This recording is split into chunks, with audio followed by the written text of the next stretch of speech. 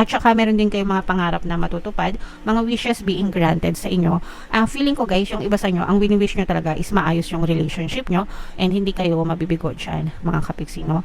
If you're praying for your relationship, if you're praying na magkaroon ng harmonious relationship, guys, you will have it, no? Basta sabi ko nga, keep on praying and keep on affirming. Yung hard work, syempre, sa pagkakaroon ng positibong mental diet, guys, sa relationship, yung thoughts na tinatransmit nyo dun sa person nyo.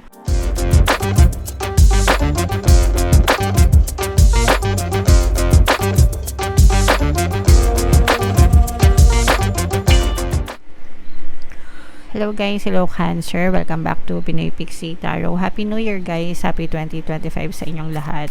Ang pamagat ng episode natin for tonight is New Moon Kapalaran para ngayong December to January para sa Cancer, Sun, Moon, Rising, Sign, and Venus. Yung New Moon natin guys, ngayong December, dalawa yung New Moon natin. No? So, yung isa nung December 1, tapos yung ngayon naman is December 31 mga kapiksi, and then yung next new moon natin ay sa January 29. So ang reading na to ay para sa December 31 to January 29 mga kapiksi. And ito yung ating moon message para sa inyo. Unahin natin to guys. Expect powerful change. Grabe, naka-resonate agad ako guys. Na-resonate din ba kayo mga kapiksi? So, grabe guys, 2025 na, 'di ba? I-expect nyo na yung mga malalaki at magagandang pagbabago sa buhay nyo, guys, kasi but then again, hindi naman magbabago yung sitwasyon nyo kung hindi nyo babaguhin yung energy nyo mga kapiksi, or yung ikaw mismo, yung pattern mo, yung habits mo, yung energy mo, yung vibration mo, 'di ba? Yung disiplina mo, kapiksi, no? So your life will change only if you change, no? Magbabago lang yung buhay mo, magbabago lang yung takbo ng buhay mo pag nagbago ka. Kasi yung buhay mo, sumusunod lang yan sa'yo. Life is just an illusion. It's a reflection of what's going on inside you overall, mga kapiksi. Okay? So, kung gusto mong maging maayos yung buhay mo, or gumanda yung buhay mo sa 2025, simulan mong magbago sa pattern of thoughts mo, sa habits mo, di ba? Sa lifestyle mo, lahat, everything, even your hobbies, yung habits, mga kapiksi, lahat, no? And yeah, so grabe, nararamdaman nyo ba? Ako naramdam ko na guys. And kung maganda naman, let's say for example, maganda naman yung buhay nyo ngayon, you can still be better, you can still have a better life kung gugustuhin nyo, mga kapiksi. Kumbaga, mas maganda pa, version 2.0, 3.0, diba? Upgraded version, pwede, mga kapiksi. Okay? So, attune to the moon. Ito napakaganda, guys. Never mind the past. Life evolves every single day. Kalimutan nyo na whatever happened kanina, 1 hour ago, 2 days ago, 1 month ago, 3 years ago, diba? Kalimutan nyo na, it's all in the past. Irrelevant na siya sa buhay nyo. Irrelevant na siya sa present nyo, mga kapiksi. Additional meanings for this card, guys. Yes, 1,000 times yes. Grabe sa affirmation, mga kapiksi. I-comment nyo na rin sa baba, guys. Yes, 1,000 times yes. Okay?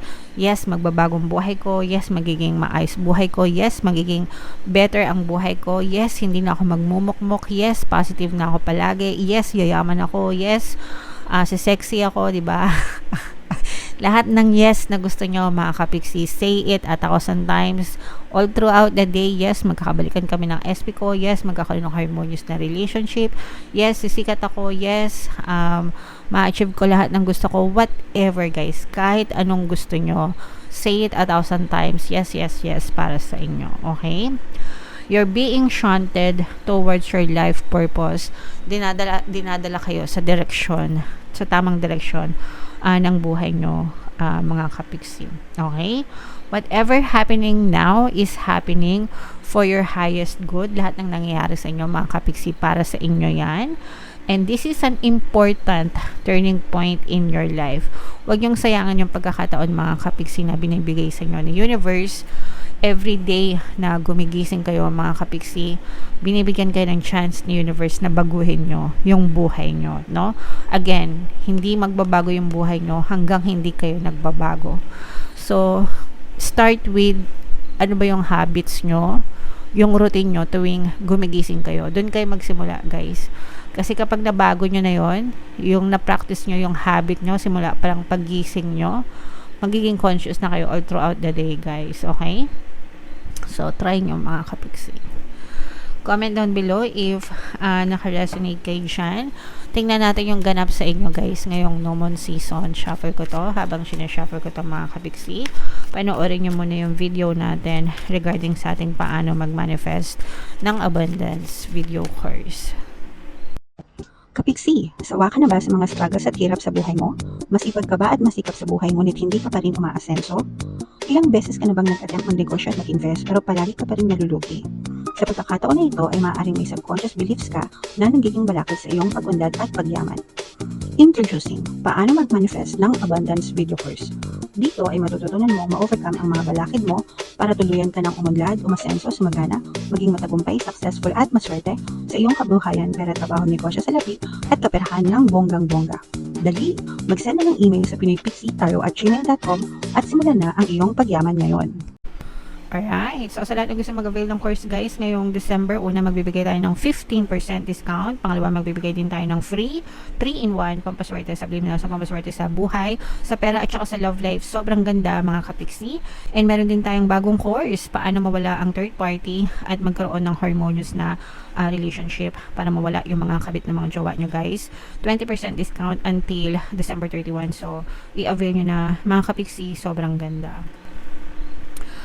So, eto guys, this is both negative and positive. Cancer kayo ay na-represent ng Queen of Cups. Ito yung ating moon energy. Yung iba sa inyo guys, no, merong mga pag-aaway, merong pagtatalo. Pero ito yung matatapos guys. Kasi, for some of you, I'm sensing that this is more of a relationship issue with your partner or specific person. For some of you guys, kasi parang nagkaroon ng patong-patong na pag-aaway, patong-patong na problema kayo sa relasyon. To the point na umabot na sa panlalamig, no? Yung inyong relationship mga kapiksi, pwedeng no contact kayo, pwedeng hindi kayo nag-uusap ng person nyo, mga kapiksi, but this will change mga kapiksi kasi magsasorry sa inyo yung person nyo, no? They will come back and they will apologize to you, mga kapiksi. Magkakaroon ng reconciliation, not necessarily magkakabalikan, pero magkakasundo. Magkakaroon ng reconciliation, pag-uusap mga kapiksi, and that's because na-realize ng person mo kung gaano ka ka-importante and gaano kahalaga sa kanya yung relationship nyo. Kung kayo ay hiwalay, pwedeng hindi kayo magkabalikan guys, no? Pero pwedeng magkaayos kayo. Ngayon, kung hindi naman kayo hiwalay mga kapiksi, maaaring marikindle yung relasyon nyo, lalo na kung meron kasing iba na magkarelasyon pero hindi nag-uusap, no contact or biglang ghosted, pero wala silang parang hindi naman sila nag-break talaga, ganyan. Maaaring marikindle yung relationship nyo. Yun ay kung willing pa kayong tanggapin sila. Especially sa mga LDR, no? Highlighted yung energy ng mga LDR, mga kapiksi, pero kahit hindi kayo LDR, pwede nyo itong maranasan guys. And like I said, no, magkakaroon ng powerful change, no? Ito yung sinasabi natin. Yung powerful change sa buhay nyo, this is more on sa relationship pa rin guys, or yung parang personal happiness and personal satisfaction nyo, mga kapiksi. Magiging maganda yung relationship nyo sa mga tao sa paligid nyo. Again, magsisimula yan sa love life, no? Kung kayo ay may mga partner or specific person. Tapos marirealize nyo rin na punong-puno pala kayo ng love sa paligid nyo na parang natitake for granted nyo dati kasi masyado kayo nakafocus sa love life, no? ngayon nyo lang marirealize na sobrang blessed pala kayo sa relationship kasi maraming taong nagmamahal sa inyo, marami kayong mga friends, marami kayong mga kapamilya, no, na concern sa inyo, and tutulungan kayo every step of the way, mga kapiksi. At saka meron din kayong mga pangarap na matutupad, mga wishes being granted sa inyo. Feeling ko guys, yung iba sa inyo, ang wini-wish nyo talaga is maayos yung relationship nyo and hindi kayo mabibigo dyan, mga kapiksi, no? If you're praying for your relationship, if you're praying na magkaroon ng harmonious relationship, guys, you will have it, no? Basta, sabi ko nga, keep on praying and keep on affirming. Yung hard work, syempre, sa pagkakaroon ng positibong mental diet, guys, sa relationship, yung thoughts na tinatransmit nyo dun sa person nyo, guys, no? 'Di ba? May mga times na palagi yung iniisip yung person nyo. Kung ano yung iniisip nyo about them, they're picking it up. So make sure na ang iniisip nyo sa kanila is maganda. Para maganda din yung napipick up nilang energy from you. And talaga magkasundo kayo, mga kapiksi. Okay? So ito guys, i-mind nyo na to. Guys, mind wishes coming through, answered prayers, magandang pagbabago sa relationship. Yan, this is more on relationship, guys. So, what else? Tingnan pa natin. Angel number 1010, guys. I-check nyo yung ibig sabihin yan. Baka may additional message sa inyo ang inyong mga anghel gabay. So, ito yung mga masasakit yung ulo, guys. Yung iba sa inyo talagang kayo, parang nandun sa medyo mababa, guys. Yung iba sa inyo as in super depressed, overthinking sa mga problema na nangyayari sa buhay nyo. But, sabi ko nga, no, hindi kayo nag-isa, mga kapiksi. Makaka-recover kayo. Malalampasan nyo yan, mga emotional turmoil, no? Yung mga emotional na baggage nyo right now. Kasi ngayon parang nandun kayo sa baba, no? Nasa baba kayo. Ibig sabihin, super down kayo. Marami yung iba sa inyo nade-depress siguro kayo sa mga problema na na-experience nyo sa buhay. Pero malalampasan nyo yan kasi nga, sabi ko nga, you will have a powerful change, pero you have to help yourself, guys, no? Kailangan nyo tulungan yung sarili nyo. Pero mapalad kayo kasi may mga friends kayo nga, no? May mga loving people na tutulungan kayo para matulungan kayo sa mga depression nyo or para makalimutan nyo yung mga pinagdadaanan nyo. Pero, parang yung malaking bulto ng tulong dapat sa'yo nang gagaling. Kasi people can only help you, 'di ba? They can only help you, pero ikaw pa rin yan, guys, no? Kasi kaya ka nilang tulungan, pero kung di mo tutulungan yung sarili mo, wala rin. Sabi ko nga, guys, you can only change your life, or you can only experience change kapag ikaw mismo yung nagbago, mga kapiksi. Okay? Pero help is on the way, guys. Hindi kayo nag-iisa. So, tulungan nyo rin yung sarili nyo, mga kapiksi. Alright? So, comment down below if naka-resonate kayo, guys. I-mind nyo yung magaganda, no? Mind, magagandang pagbabago, changes, itong mga tulong from other people, itong mga answered prayers, yan. Reconciliation, guys, no? I-mind nyo na yan, guys, sa comment section.